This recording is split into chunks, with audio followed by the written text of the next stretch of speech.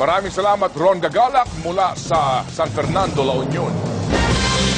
Taliwas naman sa report ng Department of Foreign Affairs, hindi pa rin umaalis ang mga barko ng China sa Scarborough Shoal.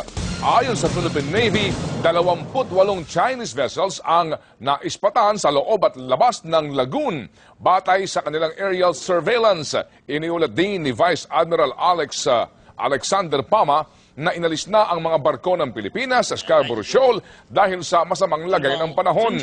Ayon naman kay Chinese Foreign Ministry spokesperson Hong Lei, unti-unti nang nababawasan ang tensyon sa Scarborough Shoal. Pero giit niya, magpapatuloy pa rin ang pagbabantay ng kanilang mga barko sa palibot ng pinag-aagawang teritoryo. Sa kabila po naman ng sunod-sunod na rollback sa presyo ng petrolyo, ayon sa DTI, hindi pa rin daw ito sapat para ibaba ang presyo ng mga bilihin. Habang may pag-asa naman na bumaba ng 50 centimos ang minimum fare sa jeepney. Nagpapatrol, Zen Hernandez. Ngayong araw ipinatupad ang ika-12 rollback sa presyo ng petrolyo ngayong taon. Kaya ang gasolina, mahigit 47 kada litro na lang ang average na presyo, habang ang diesel, mahigit 38. Dahil dito, lumalakas ang panawagan na ibaba ang pasahe sa jeep. Dapat sumunod na kagad yung baba ng presyo ng pamasahe. Wala silang katwiran para hindi pumayag na babaan ng pamasahe. Ang National Council for Commuters Protection naghahanda ng maghain ng petisyon sa LTFRB. Panahon na raw para ibaba sa 750 ang pasahe sa jeep. Panahon na para kami ay makapagpetisyon sapagkat alam namin bababa pa ito sa mga darating na buwan. Ayon naman sa transport group na Pasang Mazda, sila mismo ang magkukusang magbaba sa pasahe sa 750 kung papalo na sa 37 pesos kada litro ang presyo ng diesel. Pero kung malaki ang posibilidad na bumaba ang pasahe dahil sa sunod-sunod na pagbaba ng presyo ng petrolyo, ang mga presyo ng pangunahing bilihin malabo magmura. Yung impact ng petrolyo sa presyo ng bilihin, maliit lang po. Yung calculation nga namin, less than 1%. Katunayan, may ilang produkto pa nga ang tumaas ang presyo. Ang isang brand ng sardinas, tumaas ang 50 sentimos. Ang asukal, tumaas ang 2 piso. Pati na ang ilang produktong pang-agrikultura, taas-baba ang presyo. Kunyari, malakas yung ulan, hindi makalabas yung mga bangka, tumataas yung presyo. Kaya mahirap mo i-base on a week-to-week yung presyo. Sa kabila nito, siniguro ng DTI na lahat ng presyo ay di naman lumalagpas sa itinakda nilang retail price. Zen Hernandez, Patrol ng Pilipino.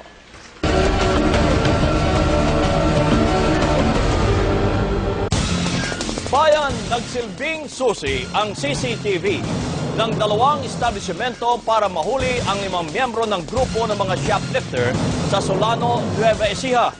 Yan ang binantayan ng CCTV Patrol sa report ni Harris Julio. Sa CCTV video ng isang supermarket sa Solano, Nueva Vizcaya, makikita ang babaeng nakaasul na t-shirt na nagkunwaring customer. Pumwesto rin ang 3 kasabwat. Lumapit ang isang babae sa nakaasul. Ang 2 naman, pasimpleng nagmasid. Nang makatsyempo, isa-isang isinuksok ng nakaasul sa blouse ng kasama ang 7 latang insect spray. Mistulang buntis ang suspect sa dami ng nanakaw. Nang makaalis, sunod na lumapit sa nakaasul ang isa pang kasabwat. Dali-dali ring isinuksok ang mga lata ng insect spray. Lalabas na sana ang 2 nang harangin ng may-ari ng supermarket na nanood na pala sa CCTV. Tinimbrehan ako ng isang cashier namin. Pakibantay nga itong CCTV. Ayun, doon, pinansin ko, hindi ako umalis hanggang wala akong nakikitang proof. Arestado ang 2 shoplifter na tubong Quirino Province, pero nakatakas ang 3 nilang kasabwat. Sa isang tindahan, di kalayuan sa supermarket, nakunan din sa CCTV ang pagnanakaw ng isang grupo ng shoplifter.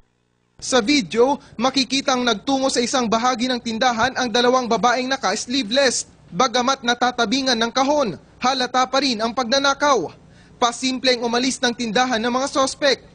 Pero tulad ng nauna, pinapanood na rin ng may-ari sa CCTV ang diskarte nila. Kaya ipinahabol sa gwardya. Meron silang girdle na tinatawag na nakasuot sa kanila. Magkakakilala sila pero kaninang pumasok ako sa loob ng jail, nag-uusap-usap na sila. Arestado ang 3 shoplifter na taga Baguio City habang nakatakas ang 2 kasama. Nabawi rin sa kanila ang ilang pirasong damit, pake-paketeng underwear at laruan.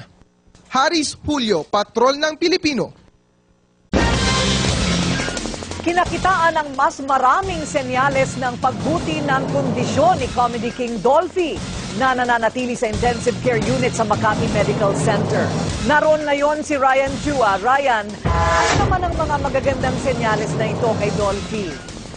Unang-una, Corina, sa unang pagkakataon daw mula noong nakaraang linggo ay nakita nilang gumiti si Dolphy. Ayon ito sa pahayag ng pamilya Quezon na binasa sa media kanina ni Dr. Eric Dubla. Ayon sa pamilya ni Dolphy, mas responsive o tumutugon na siya sa mga nangyayari sa paligid niya. Halimbawa, nakikita raw nila na nakikiliti siya at kung minsan ay nakakaramdam ng sakit. Magagandang senyales ito para sa pamilya at sa mga doktor ni Dolphy kahit pa nananatili siyang critical ang kondisyon. Tumaas ng kaunti ang platelet count ni Dolphy pero mababa pa rin sa normal kaya patuloy ang pagsasali ng dugo sa kanya. Bukas naman ay muli siyang sasailalim sa dialysis. Nagre-respond siya sa stimuli. Pag nakakaramdam ka, that's a good sign. Ibig sabihin na yung senses mo, yung function ng body is improving.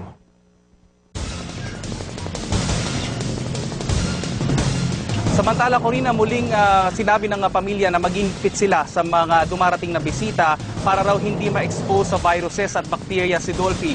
At para mas mapangalagaan yung privacy nila, bali lahat ng bibisita kailangan munang humingi ng permiso mula sa pamilya. Kasunod ito ng napaulat na pagpuslit umano ng isang tabloid reporter sa loob ng ospital kanina madaling araw para subukang kunan ng litrato si Dolphy. Kinumpirma ng anak niyang si Ronnie Quezon ang nangyari pero hindi na siya nagbigay ng buong detalye. Sinabi lang niyang sumama ang loob ng pamilya dahil dito at umaapila sila sa media na igalang ang kanilang kalagayan. Corina. Okay, so magandang balita yan, Ryan, at hari nawa ay tuloy-tuloy na ang kanyang paggaling. Maraming salamat, Ryan Chua, live mula sa Makati Medical Center. Ipinagluluksa ng sining at kultura ang biglang pamamaalam ng dakilang direktor na si Mario O'Hara. Ang huling sulyap sa direktor na nag-iwan ng mga obrang tulad ng 3 taong walang Diyos at babae sa breakwater sa pagpapatrol ni Mario Dumawal. Bumaba na ang telon sa isa pang inspirasyon ng sine Pilipino. Binawian ng buhay kaninang umaga sa San Juan de Dios Hospital ang premyadong direktor na si Mario O'Hara. 78 anyos si O'Hara na nagupo ng leukemia. Ayon sa hipag niya si P.V. O'Hara, produkto na ikalawang golden age ng Philippine cinema noong dekada 70 at 80, kinilala si O'Hara bilang magaling na aktor, manunulat at direktor na malimit ang kolaborasyon kina Lino Broca at Nora Honor. Ano akala niyo sa akin? Hindi marunong masaktan? Una siyang kumislap bilang aktor sa mga pelikulang Stardom at Tinimbang Kang Ngunit Kulang. So hindi nakikita ng mata. Para makita mo ito, gamitin mo ngayong puso. 3-2-1 Maruha. At gumising ka maruha. Bukod sa Tinimbang, sinulat din niya mga klasikong pelikulang Insyang at Mortal. Dinirehe din niya ang mga obrang 3 taong walang Diyos, Bagong Hari ni Dan Alvaro, Bulaklak ng City Jail at Condemned ni Nora Honor. Lalo pa niyang isinulong ang pelikulang Pilipino noong 2003 nang itampok ng Cannes International Film Fest at iba pang film fest ang kakaibang drama niyang Babae sa Breakwater. Si Direk Mario din ang nagsilbing inspirasyon sa bagong henerasyon ng mga indie filmmakers na mula nooy kinilala sa buong daigdig. Noong 2010, pinapurihan din siya para sa Ang Paglilitis ni Andres Bonifacio, ang bersyon niya ng Buhay ng Bayani. Huling directorial job ni O'Hara ang TV series ni Nora. Sa huling parangal sa kanya ng ABS-CBN Cinema One Originals Film Fest noong November 2011, nag-iwan pa ng suporta si O'Hara sa mga bagong filmmaker.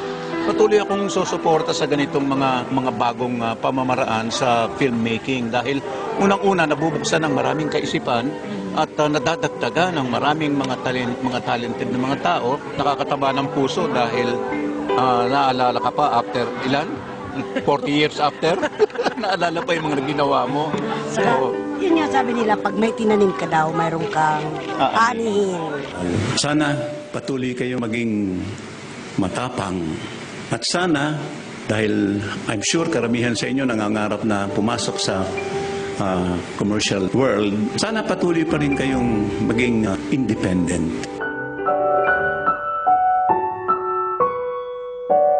Mario Dumawal, Patrol ng Pilipino. Opisyal ng barangay nireklamo ng torture ng 4 na menor de edad. Exclusive! Leader ng sekta kulong sa pang-rape ng mga batang miyembro. Yummy Hit binigyan ng engrandeng victory parade.